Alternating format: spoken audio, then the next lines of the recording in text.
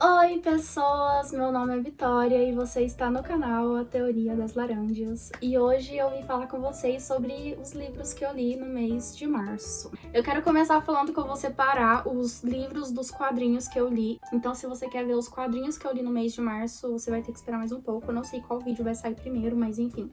Aqui vamos falar só... Bob, você tá aparecendo na câmera, meu filho! Mas aqui vamos falar apenas dos livros. Não tá por ordem, eu só vou pegar e mostrar pra vocês, mas enfim. O primeiro livro que eu quero mostrar é A Girafa, o Pelicano e Eu, do Roald Dahl. Novamente, Roald Dahl aparecendo por aqui, porque eu sou apaixonada por ele. E esse livro, a gente novamente tem uma história bem curta, né? Ela tem, sei lá, umas 70 páginas... 80 páginas esse livro. Eu já gravei um vídeo, vai sair em algum momento. Aqui a gente vai ter um menino, que é o Billy, que ele meio que cria um grande vínculo, né, um fascínio muito grande por uma casa. E essa casa, no passado, ela foi uma confeitaria, né? Então o menino, ele começa a, tipo, imaginar como seria aquela confeitaria e criar aquela vontade imensa, né, de ver aquela confeitaria aberta. Acontece que num dia qualquer, ele percebe que a casa foi comprada e que agora ela foi transformada em uma espécie de empresa de limpeza. E é aí que a história vai começar a se desenrolar. Eu não vou falar mais porque vai ser spoiler, como eu disse, é uma história muito curta. Mas aguardem que logo sai o vídeo resenha, onde eu explico um pouco mais. E só um spoiler, que eu gostei muito desse livro, principalmente porque ele vai mostrar um pouco da possibilidade de o universo do Roald Dahl ser compartilhado, porque aqui ele vai mencionar A Fantástica Fábrica de Chocolates, que é outro livro dele, né? Então eu gostei muito de ver isso. E pensar que talvez todos os livros do Roald Dahl se passem no mesmo universo. Outro livro de literatura infantil que eu li nesse mês de março foi E Foi Assim Que Eu e a Escuridão Ficamos Amigas, do Emicida. Esse eu quero mostrar um pouco por dentro pra vocês, porque ele é muito bonito, a arte, assim, as cores usadas, eu achei muito inteligente. Sempre focando nas cores frias para se referenciar à escuridão, né, e nas cores quentes para simbolizar ali o dia, né, a luz. E aí a gente vai ter essas duas personagens, uma que simboliza a escuridão e a outra que simboliza a luz, né, o dia. E elas são extremamente opostas, né, uma não quer conhecer a outra pelo medo, né, uma tem medo de entrar na escuridão e a escuridão tem medo de entrar na luz. E a gente vai ficar durante todo o livro nesse embate aí entre a escuridão e a luz. Eu esperava mais desse livro, eu achei que ia ter muito mais profundidade pelo Emicida, aparentemente, né? Eu não li o outro livro dele, que é o Amora ou Amoras, não sei, onde parece que ele vai falar um pouco sobre racismo, né? E eu esperava, então, ver muita profundidade dentro desse livro e eu não vi muito isso. E se vocês viram um pouco de profundidade nisso, por favor, me digam, porque eu realmente não percebi. Outro livro de literatura infantil que eu li, acho que esse foi o último, foi o segundo livro de Desventuras em Série, que é A Sala dos Répteis. Eu tô aí, né, nesse projeto de ler Desventuras em Série novamente, é uma releitura pra mim. E dentre todos, esse daqui é um dos meus favoritos, porque a gente vai conhecer, né, o Tio Monte, né, ele chama Montgomery, e ele acaba se tornando tutor das crianças, né, ele é o segundo tutor das crianças depois que os pais morrem, né, que eles se tornam órfãos. O primeiro é o Conde Olaf, que é o vilão de toda Desventuras em Série, talvez você saiba disso. Aí depois de todos os eventos do primeiro volume, né, de todo aquele primeiro embate com o vilão, né, com o Conde Olaf, eles vão ser enviados para um outro tutor, que é esse Tio Monte. Pra mim, ele é, tipo, o melhor tutor de todos, ele é incrível com as crianças, mas aí, como a gente sabe, que é um molde ali dos primeiros livros do Lemony Snicket, né, que compõe Desventuras em Série, vai acontecer uma série de eventos péssimos, catastróficos, que vai impedir aí que os jovens, né, os irmãos Baudelaire sejam felizes. E eu não vou falar muito porque vai ser spoiler, mas eu estou pensando em montar um vídeo só sobre os livros de Desventuras em Série, mas aí eu estou pensando se vai ser com spoiler ou sem spoiler. E aí vamos entrar nas minhas leituras favoritas do mês. O primeiro foi Duna, do Frank Herbert. Eu acompanhei, né, durante todo esse mês de março a história aqui de Duna e favoritei um dos melhores livros de ficção científica que eu já li na vida.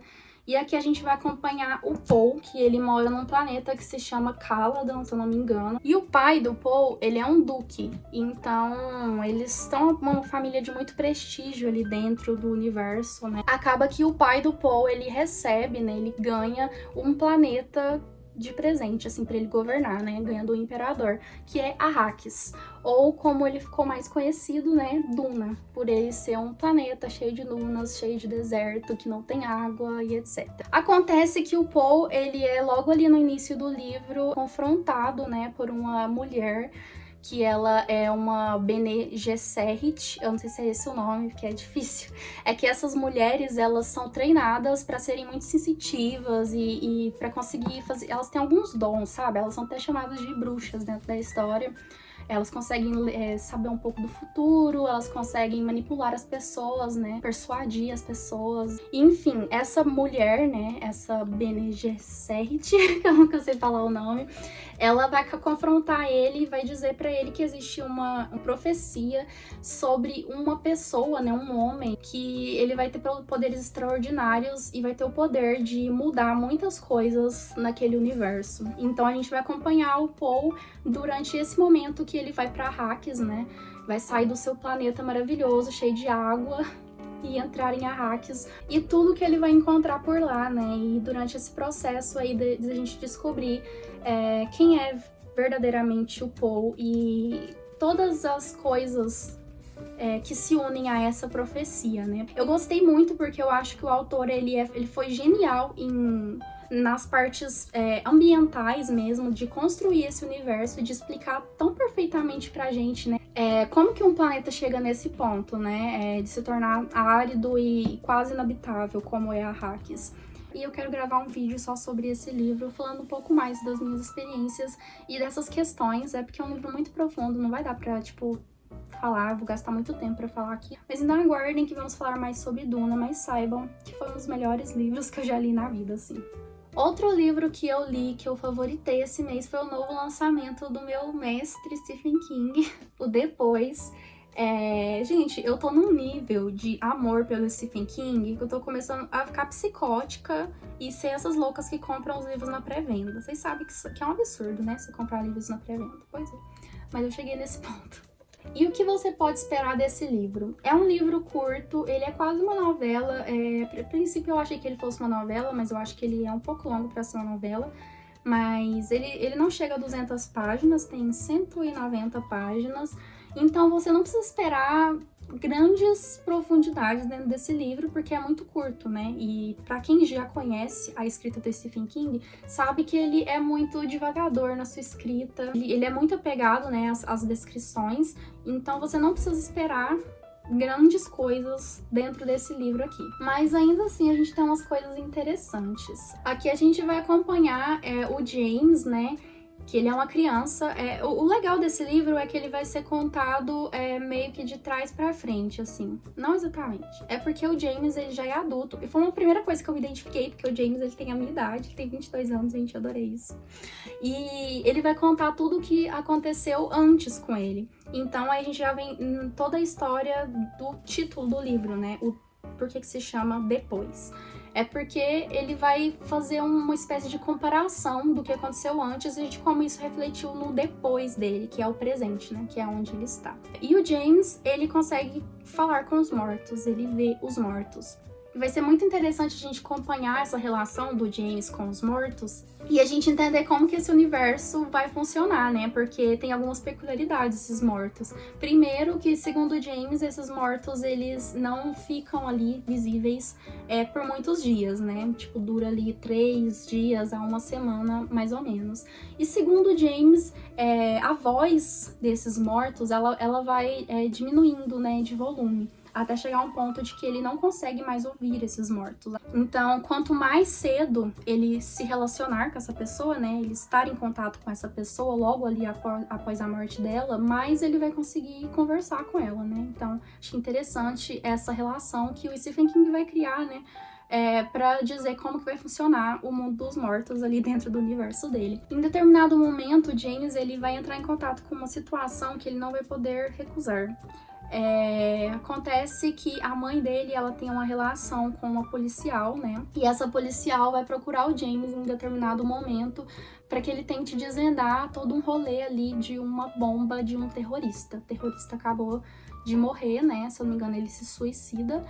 E ela quer que o James converse com esse morto para descobrir aonde que ele deixou a última bomba dele e salvar ali diversas pessoas. E aí a história vai se desenrolar a partir disso, do que vai acontecer durante esse processo, né, dele conversar com esse morto e também como isso vai refletir no depois. E aí que a gente entra nas peculiaridades mais fantásticas desse livro, porque a gente vai ter muitas referências a It, a Coisa. E eu tô louca pra conversar com alguém sobre isso, porque eu não quero contar, porque eu acho que vai ser spoiler, mas sei lá, gente, se você já leu depois e você já leu It, por favor, converse comigo. Mas enfim, só saibam que, tipo assim, se você nunca leu It, você não vai pegar referência, não vai ser spoiler. Mas se você já leu It, vai ser fantástico, porque você vai pegar umas coisas que você vai ficar, meu Deus. E além dessa referência a It, a gente tem uma referência que ela permeia muitos livros do Stephen King, que é a ideia dos iluminados, né? E quem que são esses iluminados? São aquelas pessoas no universo do Stephen King que elas têm algum poder especial. Por exemplo, a gente tem a Carrie, que ela tem telecinese, ela consegue, tipo, destruir as coisas, pôr fogo nas coisas. Aí a gente tem o Danny, de O Iluminado, que ele consegue ler a mente das pessoas, tem algumas coisas ali que ele consegue fazer, enfim. Os iluminados no universo do Stephen King são as pessoas que nascem com esses dons especiais. E a gente sabe, né, obviamente, que o James, ele é um iluminado, porque ele consegue conversar com os mortos, é um dom que ele tem. Então, eu acho que a gente pode até considerar esse livro como uma grande homenagem aos fãs mesmo do universo dele, porque a gente vai ter diversos pequenos easter eggs dos outros livros, mas como eu disse, sem dar spoiler, tipo, não vai ter spoiler de nada, a gente só vai ter algumas peculiaridades que só quem já leu o livro que vai perceber, sabe?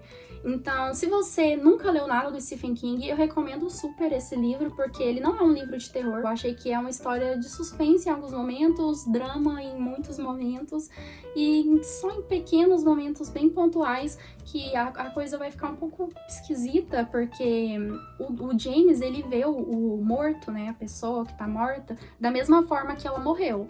Então, se ela morreu, sei lá, de acidente e ficou totalmente desfigurada, ele vai ver ela totalmente desfigurada. Então, essas cenas, quando o Stephen King vai descrever, né, esses mortos esquisitos aí, pode ser que seja uma visão não muito agradável.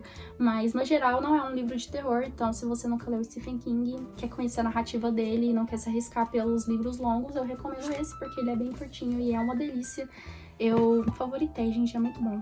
E o último livro que eu finalizei em março foi o Raíssa, da Bárbara Martins Wheeler. E a princípio eu achei que esse livro fosse de não ficção, porque ele tá catalografado como cotidiano, relações familiares, feminilidade. Mas lendo esse livro eu percebi que não. Eu tava com muito preconceito, porque eu não gosto de livros de não ficção, principalmente quando ele tem essas vibes de autoajuda. Mas aqui a gente vai acompanhar uma história, só que ela é muito fragmentada, porque ela é dividida em diversos pequenos textos, então ela não é uma história linear. A gente tem uma personagem que ela vai contando pra você as histórias que aconteceu na vida dela, e você vai sempre ficar confuso porque você não sabe em que momento que aquilo aconteceu. Eu achei isso muito legal, porque a gente vai perceber que ela mesma é muito fragmentada, e ela é meio cagada da cabeça, porque a relação dela com a família não é muito boa, a mãe dela tem uns distúrbios psicológicos, ela é muito podre, assim. O pai dela abandonou a família pra poder viver com outra família, né? Ele tem outra família, então a relação dela com os familiares é muito ruim. E aí ela acaba refletindo tudo isso, toda essa infância dela e essas relações familiares nos relacionamentos dela, e ela não consegue se apaixonar, e a relação dela com os sentimentos é muito confusa. Então o que você pode esperar desse livro é uma narrativa totalmente difusa, fragmentada, não linear, que não segue uma linha do tempo certinha, assim. Uma personagem realmente muito fragmentada, com a mente muito fragmentada. Então, quando você vai ler, pode ser um pouco confuso, porque a gente vai mesmo entrar dentro da cabeça dela e a gente vai ficar tão confuso quanto ela por essa narrativa não seguir, né, essa linearidade. Então, é isso. Recomendo Raíssa pra vocês. E por fim, gente, eu achei que Raíssa era o último, mas não é. Eu comecei a ler Doutor Falso, do Thomas Mann. Eu cheguei aqui na página 180. Eu não terminei, eu tô lendo ele, tipo, em doses homeopáticas. Só que tipo, tá muito difícil, porque esse livro é muito difícil. O que eu percebi, eu disse isso lá no vlog, né? Não sei se vocês assistiram. O que eu percebi é que o Thomas Mann, ele é um cara muito intelectual. Ele entende de várias coisas. Ele entende de psicologia, ele entende de filosofia, ele entende de teologia, ele entende de música. O cara era realmente muito intelectual. E aí ele vai, tipo, transportar para esse livro tudo, toda a intelectualidade dele. E é muito difícil de entender. Algumas pessoas eu percebi que reclamaram muito desse livro por ele trazer várias questões musicais, de teoria musical mesmo. Ele vai, por exemplo, em um determinado momento aqui, desmembrar mesmo uma sonata de Beethoven, né? E vai explicar toda a sonata. Ele vai perder, tipo, um capítulo inteiro explicando o que ele interpretou dessa sonata de Beethoven, né? Então, isso pra quem não entende de música pode ser muito difícil, porque ele vai usar termos técnicos mesmo pra se referir. E vai ter muitos momentos, porque essa história aqui vai narrar a vida de um compositor. Tipo, ele é um músico, então vai ter muitas coisas musicais. Mas não é isso que me incomoda. Não são as partes musicais que me incomodam, é tudo o resto. Todo o resto desse livro me incomoda. Porque eu não consigo entender. A única coisa que eu entendo aqui é da música mesmo. Porque a hora que ele começa a se divagar sobre questões filosóficas, eu fico, véi, para, pelo amor de Deus. É sério, gente, eu tipo, perco 1 hora pra ler 20 páginas desse livro, tá muito difícil. As pessoas falam, não, Vitória, mas lá pela página 100 começa a melhorar. Véi, eu tô quase na página 200, não melhorou. Tá horrível ainda. E eu só não vou abandonar porque esse livro tá encalhado na minha estante há anos, há uns 4 ou 5 anos já. E porque eu não gosto de abandonar livros. E porque eu acho que é necessário eu ler esse livro. Mas eu tá triste, gente. Eu não recomendo esse livro até agora. Eu não vou recomendar esse livro porque ele é muito difícil. Você quer começar a ler Thomas Mann? Começa por outra coisa. Começa, sei lá, pelos Buddenbrook ou até Montanha Mágica, que dizem que é o mais difícil dele. Mas não começa por esse daqui. Tipo, você vai desistir, você vai odiar esse autor. Eu tô traumatizada, gente. Gente, uma interrupção no meu próprio vídeo com uma roupa diferente pra falar que eu esqueci de falar de uma das leituras. Eu esqueci porque eu li esse livro no Kindle e como eu peguei só os livros físicos, né, acabei esquecendo. O livro em questão é o Do Que Eu, dos Bridgertons, né, da série Os Bridgertons da Julia Quinn. Eu não quero falar muito desse livro por aqui, porque eu já gravei um vídeo resenha que vai sair logo logo, deve ser um dos próximos vídeos, e lá eu vou falar sobre os pontos positivos, pontos negativos, sobre as polêmicas que envolvem esse livro, sobre a série, que eu achei fantástica, assim. E, no geral, eu gostei do livro, eu acho que eu pretendo continuar lendo essa série, porque vai me servir bastante para desafogar das leituras mais pesadas e para tirar de ressaca literária, porque, como eu esperava, a escrita da Julia Quinn, ela é muito fluida, muito gostosa, e você, tipo, nem percebe se já chegou no fim do livro. Mas eu achei alguns problemas de construção de personagem, de construção de universo, que eu acho que ela não explorou, não soube explorar muito bem, talvez por ter sido o primeiro livro. Mas eu achei um pouco imaturo a escrita dela em alguns aspectos, que ela poderia ter explorado muito mais as questões familiares mesmo dos personagens. Eu achei que eles estavam muito solitários, tipo, focado muito ali no Duque e na Daphne, né, que são os personagens principais. E eu senti que faltou um pouco da profundidade das relações que esses personagens têm com outras pessoas, e não só entre eles mesmos. Mas, como eu disse, eu falei bastante sobre isso lá no vídeo. Então, só isso, gente. Aguardem que vai sair logo. E é isso, bora retornar ao vídeo oficial. E esses foram os livros que eu li no mês de março. Eu acho que esse vídeo ficou longo. Me desculpem, é porque eu fico divagando eternamente. Mas é isso, foram muitos livros, bem mais do que dos últimos meses, né, que eu tava lendo bem pouco. Então, Me contem aí o que vocês leram no mês de março, se vocês já leram alguns desses livros, se vocês já leram Doutor Fausto, do Thomas Mann, se vocês odiaram assim como eu estou odiando, se vocês já leram Depois, do Stephen King, se você já leu Conversa Comigo, pelo amor de Deus, que eu preciso muito falar sobre esse livro com spoilers. E é isso, gente. Não se esqueça de se inscrever no canal se você ainda não for inscrito, de deixar o seu like, o seu comentário. Um beijo e até mais.